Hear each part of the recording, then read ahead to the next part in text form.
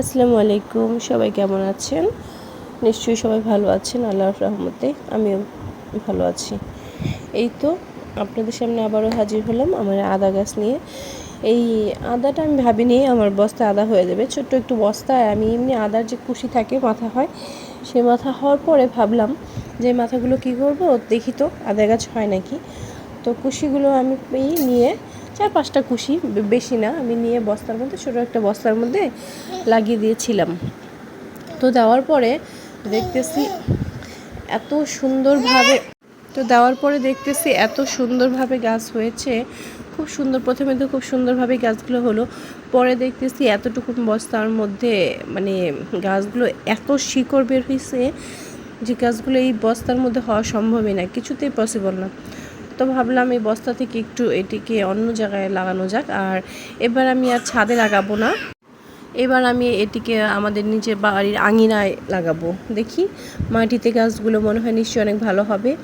তো এই তো গাছগুলো এত শক্ত, দেখতে তো মনে হচ্ছে ছোট্ট একটু গাছ, টান দিলেই মনে ছিঁড়ে যাবে, বাট না, আদা গাছের শিকড় এত পরিমাণ হয় যে বলে বোঝাতে পারবো না আমি কিভাবে। এত মানে মাটি পুরোটাই খেয়ে ফেলছে, শুধু শিকড় আর শিকড়। আর বস্তাটা তো ভালো মতো এখানে বুঝাইতে পারতেছি না যে কি পরিমাণ শিকড় হয়েছে। এই তো দেখুন, আর আদাও কিন্তু এই যে মোটামুটি কত সুন্দর একটু একটু করে আদাও হয়ে গেছে।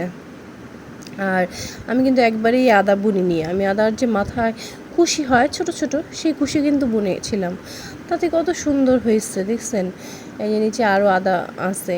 আমি যদি একটা বড় বস্তার মধ্যে মানে বুনতাম, তাহলে মনে হয় আদাগুলো অনেক আর সুন্দরভাবে বেড়ে উঠতে পারতো। আর যাই হোক, মানুষ যেখানে শিখে যেখানে ঠেকে সেখানেই শিখে।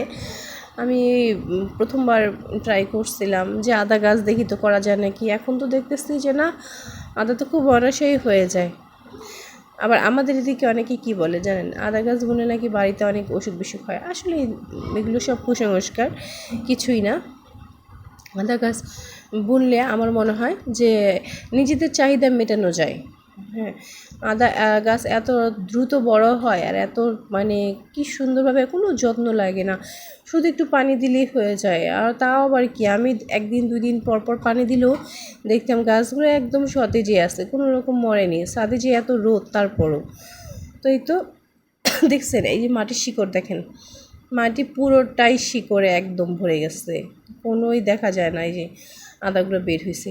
এই যে গাছগুলো আমি আবার কিন্তু গাছগুলো শুধু কুশি রাখবো, কুশি রাখে এবার গাছগুলো মাটিতে বুনে দিব, দেখা যাক কি হয়, তারপর আপনাদের সামনে শেয়ার করব। আর এই তো আমার আদা গাছের শেষ, এখন দেখতেছেন সেই আদা দিয়ে কিন্তু আমি চা বানিয়ে খাচ্ছি।